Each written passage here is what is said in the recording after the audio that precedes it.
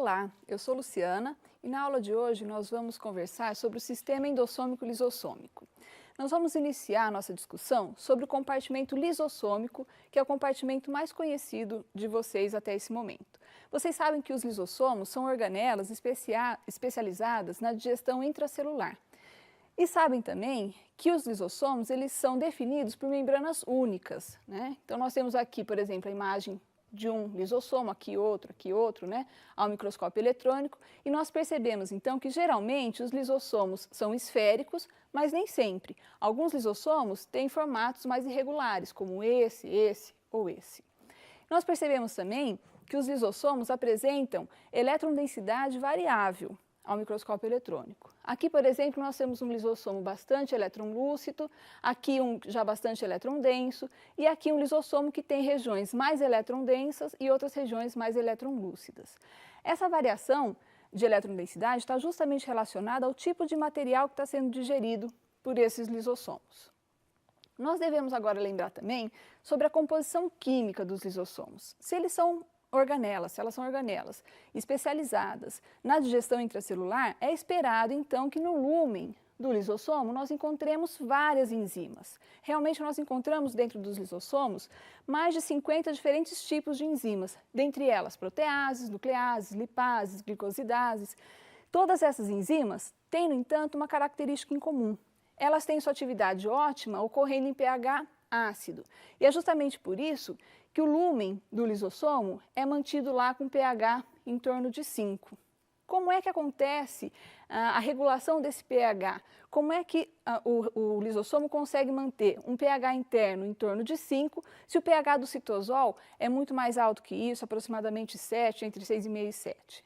Ele consegue manter esse pH através de bombas de H+, que vão injetar para dentro da luz do lisossomo H+, usando energia aí da hidrólise de ATP. Então, são bombas de H+, que vão colocar, então, bastante H+ para dentro do lisossomo, fazendo o pH ficar em torno de 5. Bom, mas nós sabemos que a membrana que delimita aqui o lisossomo é lipoproteica. Como é que essa membrana, então, não sofre a ação de proteases e lipases que estão aqui na luz do lisossomo? Isso não acontece porque essa membrana vai ser protegida por uma camada de carboidratos, que está aqui em amarelo, está revestindo internamente, então, essa membrana do lisossomo.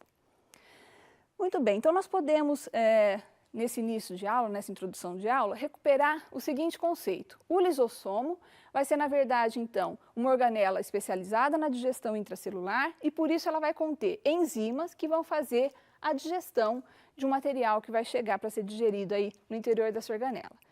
Sabendo disso, nós podemos agora pensar em discutir 3 diferentes aspectos aí dos lisossomos. No primeiro momento, nós podemos tentar entender como que essas enzimas chegam aos lisossomos, quem são essas enzimas e como que elas chegam no lisossomo. Num segundo momento, nós vamos tentar discutir como que aquele material que tem que ser digerido chega no lisossomo. E para finalizar a aula, nós vamos entender o que acontece com o material depois que ele sofreu a digestão. Vamos iniciar então a discussão aqui sobre essas enzimas, né? Quem são e como elas chegam aí nos lisossomos. Essas enzimas lisossomais são, na verdade, glicoproteínas que têm a sua síntese associada lá ao retículo endoplasmático. Essas glicoproteínas são glicoproteínas, então, que vão receber vários oligosacarídeos N-ligados, então são glicoproteínas que tem aqui a porção peptídica ligada, então, a vários resíduos, vários oligosacarídeos N-ligados. E essas glicoproteínas, que são as pré-enzimas lisossomais, elas vão sair do retículo endoplasmático e vão chegar na região cis do complexo de Golgi. E aí, nessa região, esses oligosacarídeos N-ligados vão ser modificados de maneira bastante específica. O que vai acontecer com eles? Logo lá na região cis do Golgi, esses resíduos vão ser reconhecidos por enzimas específicas chamadas de N-acetilglicosamina fosfotransferase, que na verdade são transferases que vão então transferir para resíduos aqui de manose, desse oligosacarídeo N-ligado, resíduos de N-acetilglicosamina ligados a um fosfato, né, formando então esse resíduo que nós vemos aqui. Essa transferase não vai fazer isso em todos os oligosacarídeos N-ligados de proteínas que chegaram aí no complexo de Golgi, só daquelas enzimas que devem fazer parte futuramente do lisossomo. Como que essa enzima consegue, então, reconhecer quais são as pré-enzimas lisossomais nesse momento? Ela reconhece porque essa transferase que está aqui nesse nosso slide em verde, né, ela vai reconhecer sítios específicos dessa molécula, da pré-enzima lisossomal, né, da região peptídica dessa molécula, que está aqui em vermelho, as regiões estão aqui em vermelho escuro. Então, essas regiões formam um sinal que vai ser reconhecido pela transferase, e aí, então, são só essas glicoproteínas reconhecidas pela transferase, N-acetilglicosamina fosfotransferase, é que vão conseguir receber aquele resíduo de N-acetilglicosamina ligado a essa manose, formando essa estrutura que nós vemos aqui. Então, aqui é a última manose daquele oligosacarídeo N-ligado, aqui o resíduo de N-acetilglicosamina e o fosfato, formando, então, essa estrutura sobre, então, glicoproteínas específicas. Mas essa não é a única alteração que essa glicoproteína pré-lisossomal vai sofrer. Num outro momento, no momento subsequente, esses oligosacarídeos vão ficar suscetíveis à ação de glicosamidases. O que essas enzimas vão fazer? Elas vão justamente remover esse resíduo de N-acetilglicosamina que foi recém-colocado. Mas essas enzimas vão deixar aquele fosfato que estava sendo trazido junto com o resíduo de N-acetilglicosamina, resultando então nesse resíduo aqui de manose ligada a fosfato. Num zoom, o que nós percebemos então que está acontecendo aqui é a ligação de um fosfato ao carbono 6 dessa manose que está aqui no nosso esquema em rosinha. Esse resíduo de manose 6-fosfato, então, é na verdade o sinal que essas enzimas vão apresentar de que elas são realmente enzimas que devem ser destinadas aos lisossomos, ok? Muitas vezes, não só um resíduo de manose vai receber essa alteração, mas vários resíduos de manose dessa glicoproteína podem receber essa alteração. E o que nós vemos, então, ao final desse processamento, é, na verdade, uma fosforilação aí dessas manoses das extremidades desses oligosacarídeos, né? O N-acetilglicosamina foi apenas um veículo para a aproximação, para a chegada aí do fosfato na nossa estrutura final. E esse, então, é o sinal característico aí das enzimas pré-lisossomais. Esse sinal vai ser reconhecido por receptores que estão aqui nesse retângulo amarelo claro, né, que estão lá localizados nas membranas da rede trans do complexo de Golgi. Quando acontece esse reconhecimento, então, esse receptor ancora nessa região a glicoproteína, que é, na verdade, uma pré-enzima lisossomal, nessa região da rede trans do Golgi. Esses receptores, por sua vez, são reconhecidos por adaptinas, que por sua vez se ligam a clatrinas, que são essas moléculas que estão aqui em formato de T. E como nós vimos nas aulas anteriores, a clatrina é uma proteína de cobertura que vai promover, então, o brotamento de uma vesícula nessa região, que é essa vesícula aqui, carregada, então, de glicoproteínas pré-lisossomais. Nesse outro slide, nós vemos, então, justamente aqui o brotamento, então, dessa vesícula. A nossa glicoproteína pré-lisossomal é essa. O sinal de manose 6-fosfato está aqui em azul e amarelo, sendo reconhecido pelo receptor, que está aqui em verde, tá? A adaptina não está ali representada e as clatrinas estão aqui formando o broto da vesícula. Assim que essa vesícula brota, as proteínas de revestimento, as proteínas de cobertura, as clatrinas, são removidas e essa vesícula, então, consegue se fundir, consegue entregar o seu material para compartimentos como esse aqui, que é um compartimento endossômico que tem um pH em torno de 6. Esse pH já é inferior ao pH dessas vesículas e da rede trans do Golgi, que era em torno de 6,5. Tá? Então, nesse pH, o que vai acontecer é que o receptor que estava lá ligado à glicoproteína pré-lisossomal, ele se dissocia dessa glicoproteína, liberando-a para o lúmen aqui desse compartimento. Também nesse pH, geralmente o que vai acontecer é a dissociação do fosfato. E aí a glicoproteína vai começar a adquirir uma nova conformação e vai começar a ficar um pouco funcional. Esse compartimento endossômico aqui vai sofrer um processo que nós chamamos de maturação, que consiste no bombeamento aí de H+ para o interior desse compartimento, fazendo com que esse pH chegue a pH 5. Quando o pH dessa estrutura chegar no pH 5, nós já estamos tratando então de um lisossomo, porque nesse momento essas glicoproteínas já vão estar bastante ativas e digerindo o material que deve ser digerido aí dentro dessa organela. Vamos passar agora para a segunda etapa aí da nossa discussão. Qual é a origem daquele material que chega no lisossomo para ser digerido? Bom, de maneira geral, uma das formas de levar material para dentro lá dos lisossomos é através de um processo chamado de endocitose, que consiste, então, na formação aí de vesículas a partir da membrana plasmática, de tal maneira que essas vesículas vão englobar material que estava no meio extracelular, dessa maneira, né? E essas vesículas vão ser, então, encaminhadas para compartimentos chamados de endossomos primários, que têm um pH em torno de 6,5. Esse compartimento, por sua vez, pode entregar esse material para endossomos tardios, que tem pH em torno de 6, que é justamente aquele elemento que nós estávamos descrevendo, aquele compartimento que nós estávamos descrevendo no slide anterior. Esse endossomo tardio, então, pode se maturar até chegar em um lisossomo. Dessa maneira, o material que estava no meio extracelular acabou chegando em um lisossomo. Tanto o endossomo primário quanto o endossomo tardio podem receber vesículas provenientes lá da rede trans do Golgi, que brotaram da rede trans do Golgi, carregadas daquelas pré-enzimas lisossomais. E aqui vale a pena a gente ressaltar que esse compartimento pode também não entregar o material para o endossomo tardio, mas se maturar em um endossomo tardio. Pode acontecer a fusão de diferentes regiões das membranas aqui desse compartimento. Essa fusão vai ser associada também a um decréscimo de pH, e aí quando o pH desse compartimento chegar em torno de 6, nós já estamos tratando de um endossomo tardio. Dessa maneira, então, nós definimos aquilo que nós chamamos de sistema endossômico lisossômico. O sistema endossômico lisossômico ele vai ser formado, então, por endossomo primário, endossomo tardio e lisossomo, e também pelas vesículas de transporte que estão auxiliando aí, a comunicação entre esses compartimentos. De maneira geral, o que nós descrevemos no slide anterior é o processo chamado de endocitose, a levada, então, de material do meio extracelular para dentro da célula. Mas, na verdade, nós podemos classificar a endocitose em 3 diferentes tipos e nós vamos descrevê-los agora.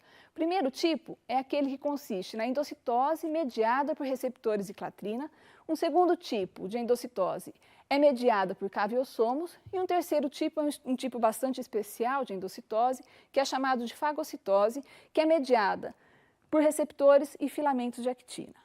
Vamos ver como é que acontece cada um deles, iniciando então pela endocitose mediada por receptores de clatrina. Aqui nesse slide nós estamos vendo a membrana plasmática de uma célula e nessa membrana nós percebemos a associação aqui de vários receptores de cargas que estão aqui em amarelo, que devem ser então endocitadas.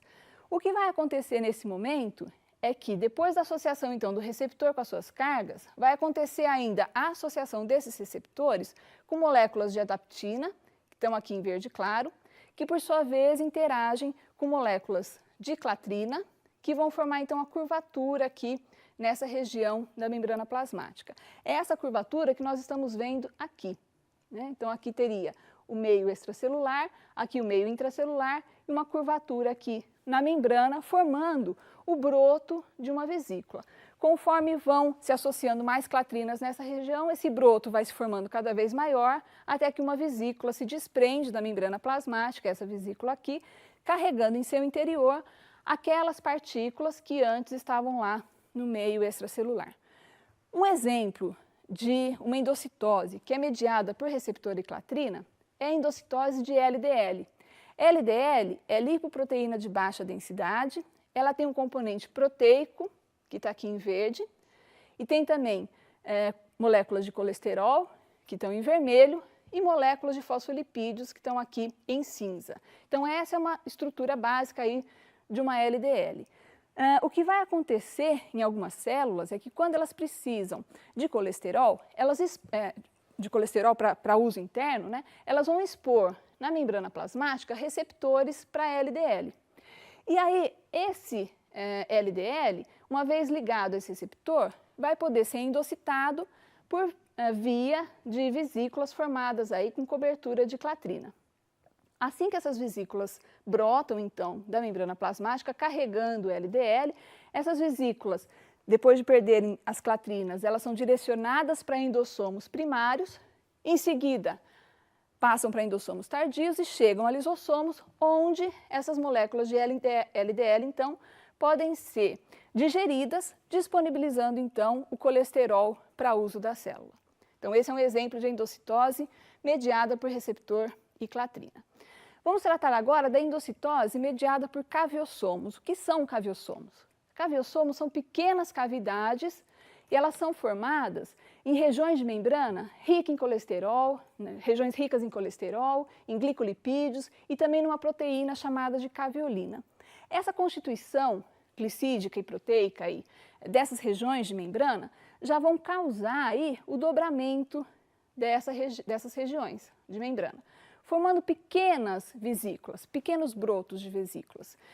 Esses brotos, quando eles se desprendem, eles formam cavidades bastante pequenas, formam vesículas bastante pequenas, que têm cerca de 100 nanômetros de diâmetro, que são, na verdade, chamados de caviossomos. Então, aqui nós estamos vendo uma microscopia eletrônica, o corte transversal de uma membrana plasmática, aqui vários caviossomos se formando, né, várias pequenas cavidades aí se formando, e a hora que elas se desprendem, elas carregam, então, consigo material que estava no meio extracelular, principalmente a porção fluida que estava no meio extracelular. Mas algumas partículas, algumas moléculas solúveis também conseguem ser incorporadas aí junto com a porção fluida. Então, não é só líquido que vai ser incorporado por essa via de endocitose. Mas é interessante a gente notar que essa endocitose não dependeu de receptor. Então, é um processo de endocitose mais inespecífico. Ele não vai selecionar a carga que está sendo endocitada. É um processo contínuo e inespecífico. Aqui uma imagem de criofratura de uma membrana plasmática, vista então de dentro da célula para fora da célula. Nós estamos vendo aqui vários caviossomos se formando e aqui uma vesícula de clatrina, provavelmente de uma endocitose então mediada por clatrina. E nós percebemos que a vesícula recoberta por clatrina é muito maior, ela tem cerca de 250 nanômetros de diâmetro, muito maior do que um caviossomo. Por fim, vamos descrever agora a endocitose, que é mediada por receptores e prolongamentos de actina, que é o processo que nós chamamos de fagocitose. O que acontece na fagocitose? Bom, aquela partícula que tem que ser endocitada através desse processo, ela vai ser reconhecida por receptores disponibilizados lá na membrana da célula que está fazendo esse tipo de processo.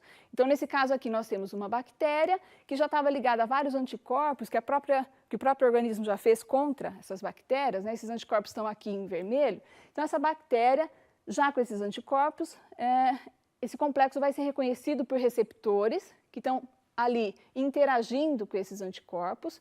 E esse tipo de interação vai exercer na célula um sinal, e em resposta a esse sinal, a célula começa a estender prolongamentos do citoesqueleto, prolongamentos de actina, para englobar aquele material. Então, prolongamentos de membrana, pseudópodos, vão se formando em torno desse material. E aí, no final do processo, vai acontecer a fusão dessas membranas aqui em cima e, então, a liberação para o interior da célula de um compartimento que nós chamamos de fagossomo. Esse fagossomo se associa, se funde a um lisossomo e aí o material que estava dentro dele, no caso aqui uma bactéria, vai ser todo digerido. Em organismos multicelulares, algumas células especializadas fazem fagocitose e elas são chamadas de macrófagos e neutrófilos, né? Na verdade, elas são chamadas de fagócitos profissionais. Aqui nós vemos, nessa imagem de microscopia eletrônica, um neutrófilo fagocitando uma bactéria que inclusive estava em divisão. Tá? Então, no organismo multicelular, a fagocitose está muito relacionada ao mecanismo de defesa, tá? De defesa e manutenção de homeostase. Nós vemos aqui no próximo slide um macrófago fagocitando duas hemácias. Por que ele está fagocitando essas hemácias? Porque essas hemácias são velhas e devem, então, ser degradadas, né, para a manutenção da homeostase do organismo. Para vocês terem ideia da importância desse tipo de processo, eu coloquei aqui esse número para vocês, 10 elevado a 11 hemácias são fagocitadas por dia. Então, realmente, o papel aqui desses fagócitos profissionais é bastante relevante. Já em organismos unicelulares, a fagocitose está muito associada à nutrição. Nesse slide aqui nós vemos em verde uma ameba e em vermelho células aí de leveduras. E nós vamos ver então, nessa animação que eu vou passar agora, essa célula, essa ameba, né, endocitando através de fagocitose uma célula de levedura. Nós percebemos aí no vídeo, aquela expansão em verde estava sinalizando justamente a região de prolongamento, a região de pseudópodos se formando. Por fim, uma outra forma de levar material para dentro de lisossomos é a forma denominada de autofagia ou autofagocitose. O que acontece nesse processo? Organelas velhas que estão no interior da célula, como mitocôndrias, elas são envolvidas por regiões aí membranosas, por membranas provenientes provavelmente do retículo endoplasmático e formam compartimentos como esse aqui. Nós percebemos, inclusive, nessa microscopia, duas membranas, né, justamente formadas pelo englobamento aqui, pelo fechamento aí dessas mitocôndrias num tipo de compartimento chamado de autofagossomo. Esse autofagossomo, ele tem uma mitocôndria e tem também um peroxissomo. Aqui nós vemos um outro autofagossomo que está aí envolvendo membranas do próprio retículo endoplasmático. Esses autofagossomos se fundem a lisossomos e esse material também pode ser digerido. Esse slide, então, representa de maneira bastante sucinta as vias que nós já descrevemos. As duas vias de endocitose, mediada por caveossomos e mediada por clatrina, estão sinalizadas aqui. Aqui a via da fagocitose, tá? E aqui a via de autofagia. Todo mundo, então, chegando ali ao lisossomo. Mas existe ainda uma outra forma de encaminhar alguma coisa para dentro do lisossomo.